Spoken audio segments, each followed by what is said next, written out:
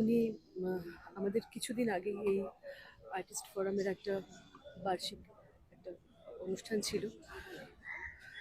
সেই অনুষ্ঠানের আগে পার্থদা, আমি টেকনিশিয়ান স্টুডিওতেই শুটিং করছি, আমার মেকআপ রুমে এলেন, সঙ্গে জুন বাসব, প্রত্যেকের কি সুবিধা অসুবিধা জানার জন্য আর্টিস্ট ফোরামের তরফ থেকে। উনি আর্টিস্ট ফোরামের একজন সক্রিয় কর্মী ছিলেন, আমাদের অত্যন্ত কাছের মানুষ। ঘুণাক্ষরেও বুঝতে পারিনি যে ওটাই পার্থদার সাথে শেষ দেখা। তারপরে যখন মিটিংটা গেলাম আর্টিস্ট ফোরামে, তখন শুনলাম উনি অসুস্থ, উনি হসপিটালাইজড। এইভাবে অকালে মানুষটা আমাদের সকলকে ছেড়ে চলে গেলেন। এভাবে তো যাওয়ার সময় হয়নি ওনার, অনেক কাজ বাকি থেকে গেল। ওনার আত্মার শান্তি কামনা করি, উনি যেখানে থাকবেন ভালো থাকেন। আমাদের খুব খুব প্রিয় একটা মানুষকে হারিয়ে আমরা অত্যন্ত অত্যন্ত বেদনাহত। হ্যাঁ, আমার কাছে খুব ব্যক্তিগত ক্ষতি এটা। তার কারণ আমি ক্লাস 5 থেকে পার্থদাকে চিনি। আমি আমার প্রথম সিরিয়াল প্রবাল রঙের আলো, তখন আমি ক্লাস 5-এ পড়ি। 1995 সাল সেটা।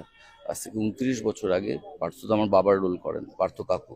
আর তখন সিরিয়াল অনেক দিন ধরে শ্যুট হতো এবং খুব মন দিয়ে শ্যুট হতো। সেই সময়কার গাঢ় সম্পর্ক। আমি তখন ক্লাস 5, পার্থ কাকু তখন নতুন ইন্ডাস্ট্রিতে। তারপরে দীর্ঘ 29 বছর আমরা একসাথে হেঁটেছি। আহ, আমার অভিনয় নিয়ে যখনই কিছু দেখেছেন, ফোন করেছেন। আহ, ভাস্বরদার লেখা খুব পছন্দ করতেন, আমার লেখা যখনই বেরোতো ফোন করতেন যে ওনার খুব ভাল লেগেছে। জীবন রসের রসিক ছিলেন, খেতে ভালোবাসতেন, খাওয়াতে ভালোবাসতেন, আড্ডা মারতে ভালোবাসতেন, বন্ধুদের নিয়ে হইচই করতে ভালোবাসতেন। বড় বড় ক্ষতি। 2004 সালে প্রথম আমরা আমার জীবনের বড় আউটডোর দাদা সিনেমা করতে চেন্নাই যাই। এবং এই যে আমাদের ইন্ডাস্ট্রিতে সবাইকে দাদা আর দিদি বলে, আলাদা করে জেঠু কাকু আমরা বলি না, তার জন্য তারা বন্ধুত্ব তৈরি হয়, সেটা পার্থদা প্রথম ব্যারিয়ারটা ভেঙে দিয়েছিল। পার্থদার সাথে অতদিন থাকা, এবং পার্থদা লাস্ট 19 দিন আমরা একসঙ্গে ছিলাম, আমাদের শুটিং করতে গেছিলাম আমার দেশের বাড়িতে। সেখানেও আমরা একসাথে আলেকজান্ডারের পিসি, সেটা এখনো পার্থদা ডাবিং করেনি। অনেক স্মৃতি, বন্ধু বান্ধবের মধ্যে ঝগড়া হয়েছে, পার্থদা নিজের ক্লাবে নিয়ে গিয়ে মিটিয়েছে, যে তুই চল আমার সঙ্গে, আমাদের ক্লাবে চল, তোরা মিটিয়ে নে নিজেদের মধ্যে। তো একটা কথা আছে, অজাত শত্রু। আমার মনে হয় সবাই মারা যাওয়ার পরে বলে লোকটা খুব ভালো ছিল, সেসব কিছু না। পার্থদা অজাত শত্রু ছিল। আমার মনে হয় ইন্ডাস্ট্রিতে খোঁজ নিলে খুব কম লোকই আছে যে পার্থদার সম্বন্ধে একটা নেগেটিভ কথা বলবে। হ্যাঁ, সেটা তো আর বলার অপেক্ষা রাখে না পার্থদা কেমন মানুষ ছিল। যারা আমরা পার্থদার সঙ্গে ওতপ্রোতভাবে জড়িত, যারা আমি ভাই বন্ধুর মতো ছিলাম, পার্থদা বলে ডাকতাম কিন্তু তুই বলে ডাকতাম, পার্থদা তুই বলে ডাকতাম, অর্থাৎ এই পার্থদা তুই আর ডাকতে পারবো না। হ্যাঁ, তো খুবই ভালো মানুষ ছিল, সবাই খবর রাখতো, সবচেয়ে বড় কথা। আর বহু দিন ধরে কাজ করছি তো, সেই রূপকথা থেকে কাজ করেছি পার্থদার সঙ্গে, তারপর থেকে অনেক কাজ করেছেন। কাজগুলো তো সেইভাবে আর স্মরণ করে বলতে পারছি না, তবে রেগুলার দেখা হতো। আর এখন আর্টিস্ট ফোরামের সুবাদে প্রায় দেখা সাক্ষাৎ হতো। আর কি বলবো পার্থদা সম্বন্ধে, আর কি বলবো, সবাই আমরা জানি কেমন মানুষ পার্থদা ছিল। রাগ করতো, দুঃখ করতো, অভিমান করতো, ভালোবাসতো, সকলের খবর রাখতো। Will miss him, will miss him, is a nice person. একজন অভিনেতার কথা পরে, অভিনেতা তো অবশ্যই পার্থদা ভালো ছিল, নাহলে এতদিন ধরে তো ইন্ডাস্ট্রিতে টিকে থাকতে পারতো না। তার থেকেও বড় কথা ছিল পার্থদা খুব সহৃদয় ব্যক্তি ছিল, ভালো মানুষ ছিল একটা। যেখানেই থাকো পার্থদা ভালো থেকো। মরণোত্তর তুমি বললাম, আসলে তুই যেখানেই থাকিস পার্থদা ভালো থাকিস, ভালো থাকিস পার্থদা। বলার নেই, ছোটবেলা থেকে বড় হয়েছি ওনাকে দেখে। হ্যাঁ, এবং যখন ভাবিও নি যে ইন্ডাস্ট্রিতে আসবো, তখন থেকে পার্থদাকে দেখছি অন স্ক্রিন। আজকে বহু বছর ইন্ডাস্ট্রিতে কাজ করছি, এবং সেই সূত্রে পার্থদাকে কাছ থেকে দূর থেকে অনেকভাবেই দেখেছি। কিছু বলার নেই, অনেক কষ্ট পাচ্ছিলেন, অনেক দিন ধরে হসপিটালে ছিলেন।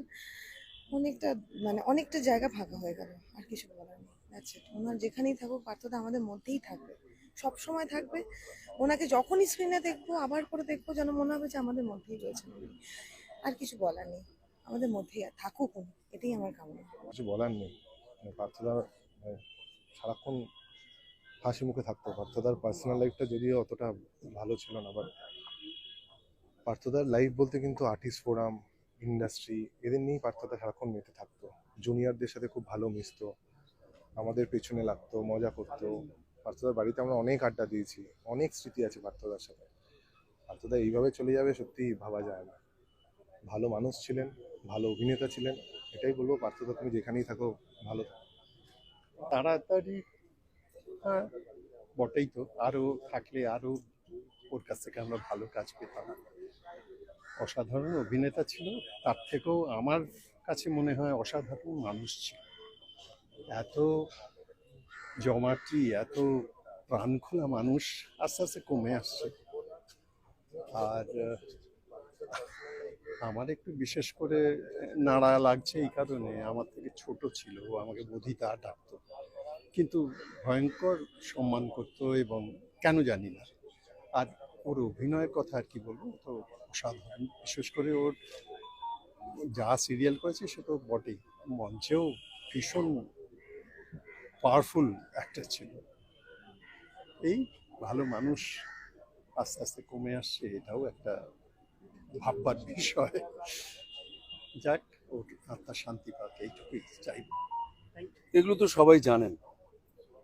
পার্থদার সাথে আমার যোগাযোগ স্কুল লাইফ থেকে। আমি তখন হাফ প্যান্ট পরি এবং উনি খুব আনন্দ করে, গর্ব করে কথাটা বলতেন যে দেবদূতকে আমি হাফ প্যান্ট অবস্থায় প্রথম দেখেছি। বেলঘড়িয়াতে একটি নাটকের ওয়ার্কশপ হচ্ছিল, আমাদের সেই সময় রেওয়াজ ছিল নাটকের দলে অভিনয় শিক্ষা। সাথে সাথে আমরা খালেদ চৌধুরী, তাপস সেন, কুমার রায়, সেই সঙ্গে রুদ্রপ্রসাদ সেনগুপ্ত, এরা ওয়ার্কশপ করাচ্ছিলেন। স্কুলে পড়ি তখন আমি। বিমলদা থিয়েটারে ধরে নিয়ে এলো, ক্রিকেট খেলছিলাম, পার্থদার সাথে তখনই আলাপ। তারপর রোজ মানে শুটিং করা একসাথে একটা আলাদা কথা, কিন্তু শুটিং, থিয়েটার, এসবের কাজ একসাথে যাওয়া, আউটডোরে থাকা, আর আমাদের রাতে এবং সকালে একটা আলাদা আড্ডা ছিল। সেটা একটা আড্ডা, রাতে আমরা পার্থদার বাড়িতে আড্ডা দিতাম, আর সকালে আমাদের লেকে দেখা হতো। পার্থদা কোনোদিনই হাঁটতো না, শরীর চর্চার ব্যাপারে ছিল না, মজা করতেন। আমার ক্লাব মেম্বারশিপও পার্থদার মাধ্যমে হয়েছে, আর্টিস্ট ফোরামের কাজেও পার্থদার সাথে নিয়মিত যোগাযোগ ছিল। এবং প্রতিদিন আমাদের যে অভিনয়ের কাজ, আন্দোলনের কাজ, আর্টিস্ট ফোরামের যে সমস্ত আন্দোলন রয়েছে, পার্থদা সবসময় উপদেশ দিতেন, এবং সেটা মানে সবার সামনে নয়, আড়ালে ডেকে নিজের মতো করে বলতেন। আমরা সেইগুলো পার্থদা চলে যাওয়াতে, আমি সকালবেলায় খবরটা পাওয়া মাত্রই ভাবছিলাম বসে বসে যে পীযূষদা চলে গেল অকালে, শিলাদিত্য পত্রনবীশ, কুণালদা চলে গেল অকালে, আশেপাশে সময়ে রমপ্রসাদ বণিক, দ্বিজেন বন্দ্যোপাধ্যায়, এইগুলো ইন্ডাস্ট্রিকে কিছুই নয়, ইন্ডাস্ট্রির যে কালার ছিল সেই রামধনুটাতে অনেকটা রং কমে গেল। বলার তো সেভাবে কিছু নেই, কারণ একটাই কথা বলতে পারি, পার্থদার সাথে আমি একটাই কাজ করেছিলাম, তাও ঠিক করোনার আগে। চিরদিনে আমি যে তোমার বলে একটা সিরিয়াল, যেখানে আমার জেঠু হয়েছিলেন। অসাধারণ মানুষ, মানে আজকে এই ভিড়টা দেখেই বোঝা যাচ্ছে যে উনি কতটা ভালো মানুষ ছিলেন, যে সবাই ওনার সাথে শেষ দেখা করতে এসেছে।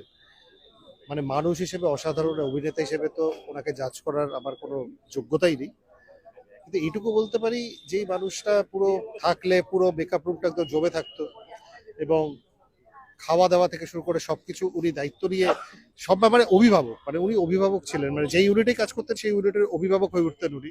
একটা অত্যন্ত ভালো মানুষ। তো ওনাকে নিয়ে সত্যি আর কিছু বলার নেই, মানে পার্থদা যেখানেই থাকুন ভালো থাকুন। প্রচুর কষ্ট পেয়েছেন লাস্ট 42 দিন, হয়তো উনি রিকভার করলেও সেভাবে রিকভার করতে পারতেন না।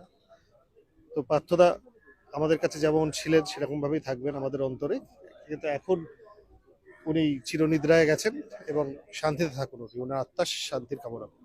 Thank you.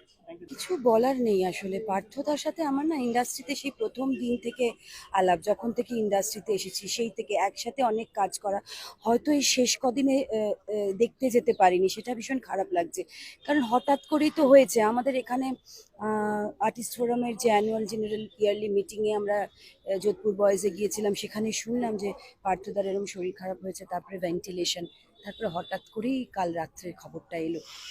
এই লসগুলো মেনে নেওয়া যায় না, আর এত কাছের মানুষ মানে আস্তে আস্তে চলে যাচ্ছে, সত্যি খুব খারাপ লাগছে।